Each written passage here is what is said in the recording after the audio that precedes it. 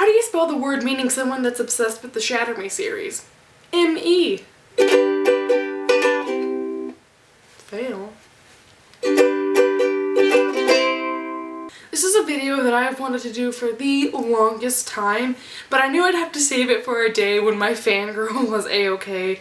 So today I feel great, and I feel hyper, and I feel fantastic, and I have my nails did, and my weave. Just kidding, I don't have a weave. So consequently, I do think that I have the energy and the capacity not to cry to be able to talk about two of my favorite books, EVAR, the Shatter Me series.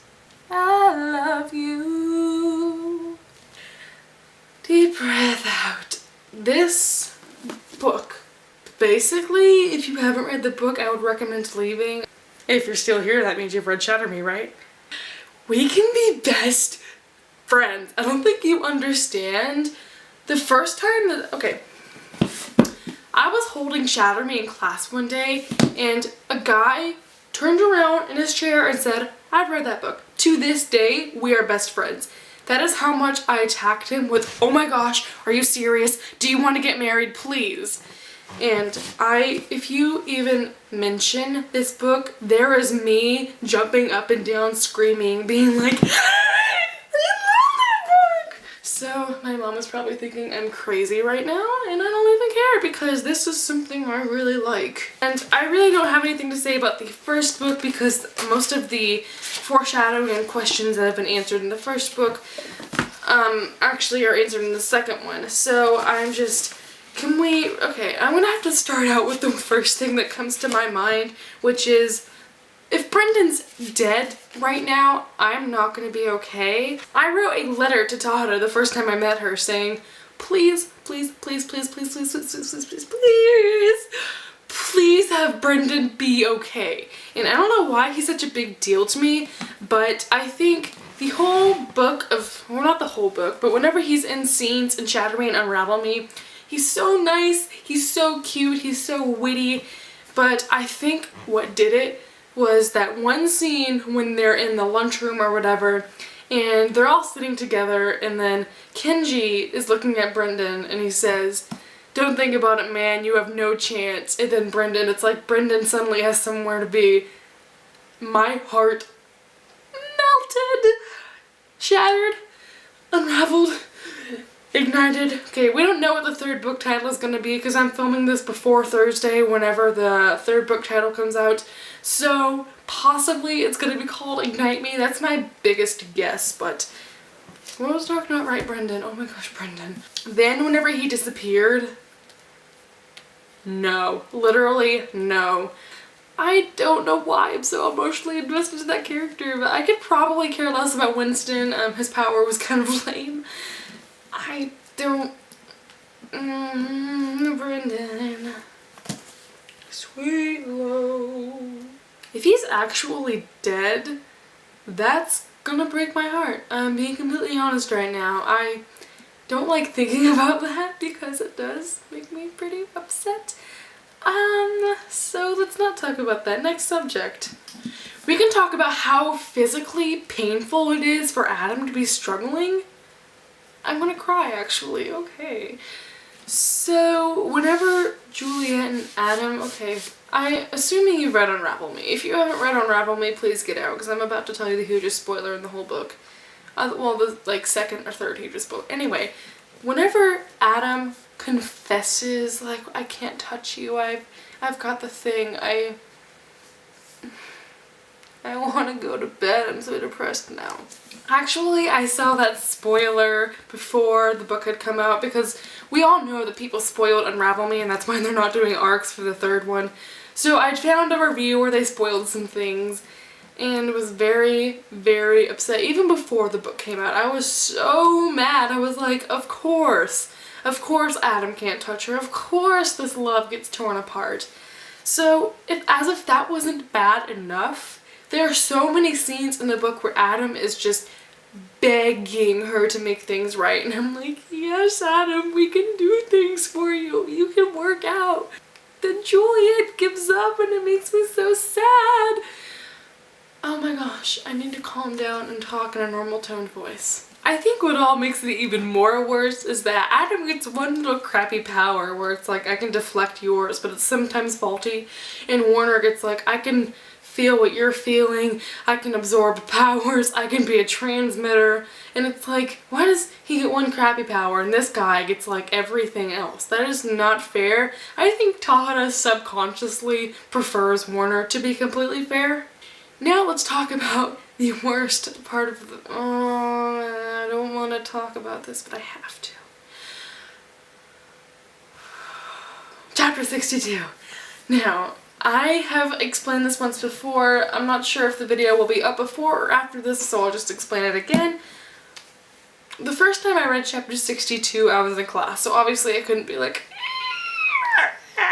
what is that? I ended up actually not reacting very vividly to it, and in my Unravel Me review, it's actually hilarious because I even start talking about like, yeah, I just was really confused and didn't really think anything about it. But then I don't know what transition happened in between then and now, because now even if you just say the number 62, I'm like, what did you just say? What? 62? To be fair, I'm not even Team Warner, and okay, are there teams? Let's just say there's teams. I don't even prefer Warner, but oh my goodness golly gracious, that man. I think the first time I didn't like it was because I was like, oh, but she already has a boyfriend. But this is...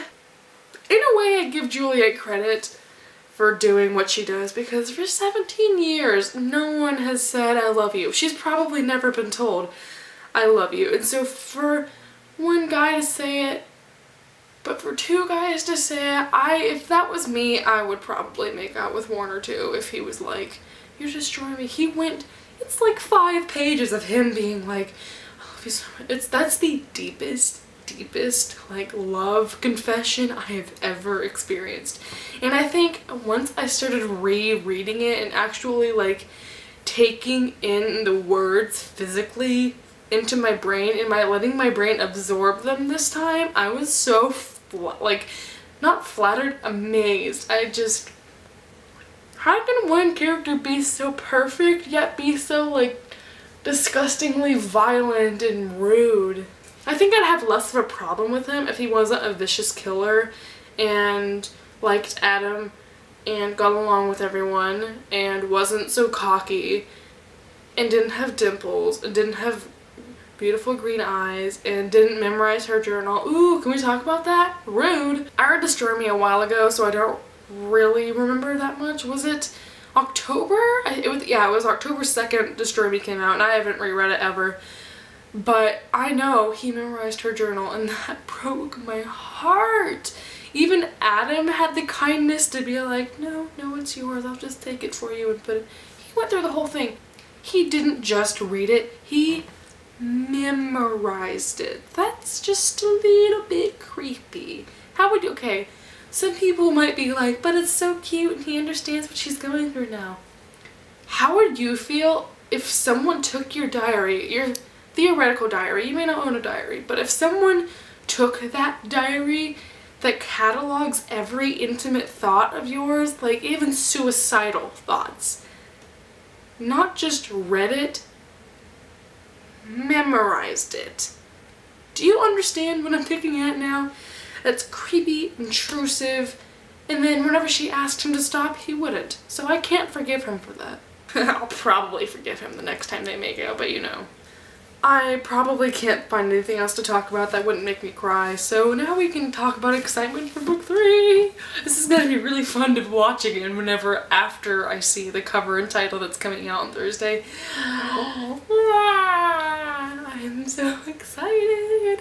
This is gonna be one of those books that I receive in the mail and then stare at for the longest time because I do not want this series to end. This is the first series that I've ever been so emotionally invested into. I don't even know how to explain it anymore because even if I think about it, I just feel comforted by these characters. I don't know how to explain it, but these characters are written so vividly and nicely. If I close my eyes and think about them, I can see them behind my eyelids. That is how much I can visualize them.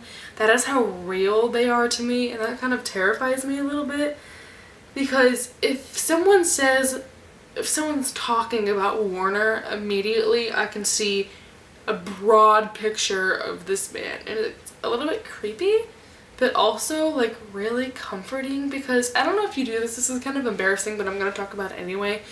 Does anyone else visualize like they're in a room alone and then in their head they're like visualizing as if another character was in the room with them? Do you get the gist of what I mean? So I can just imagine these characters living with me. Like, what if Juliet was sitting in that chair over there by my desk just watching me film and giggling as she picks at her gloves because, oh my gosh, I need to stop this. They're not real characters, and I think that out of all things is the most upsetting part of this book. So my camera just cut off, which means I've spoken for over 20 minutes about a single series, and I could keep going. That was only covering about 3 topics, and I'm not done, but I know I don't want to keep you here too long, because me crying and fangirling about a series that I love is probably not going to be too interesting for long, so I have no clue when I'm gonna upload this. If I end up uploading it before August 8th, then that would be fantastic, because then the cover reveal would come out, because I'm going to record my reaction to the cover reveal, and I'm probably gonna be extremely emotional, because there is no way I will be able to like sit there and be rationally thinking about a series that I truthfully never want to end ever. And that's the thing about the book ending, is that it's not so sad that I won't have a new book to buy. It's that these characters are they're so real to me that I feel like they're a really good friend of mine. And just let's theoretically think for a moment. If I had a best friend who was programmed to say only 100 things, I would get pretty bored of those 100 things very easily. So rereading the series over and over will just get redundant and boring, and I don't want to do that to myself. I don't want to make it so that I've read the book so many times that it becomes uninteresting, but I also don't want to be selfish and be like, write this series for the rest of your life.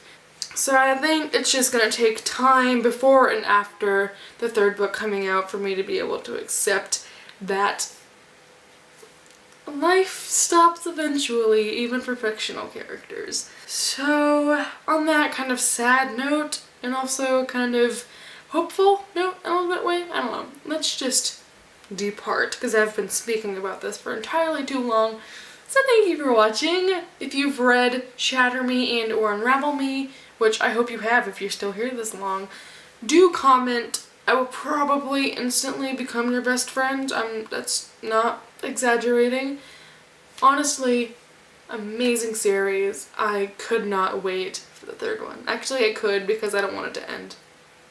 I keep like touching my face with my acrylic nails, because it's just like new sensations. I will see you next time. Am I out of shot? No, I'm just slouching. I've been slouching this whole video, and it's just giraffe. Okay. I will see you next time. Thank you for watching.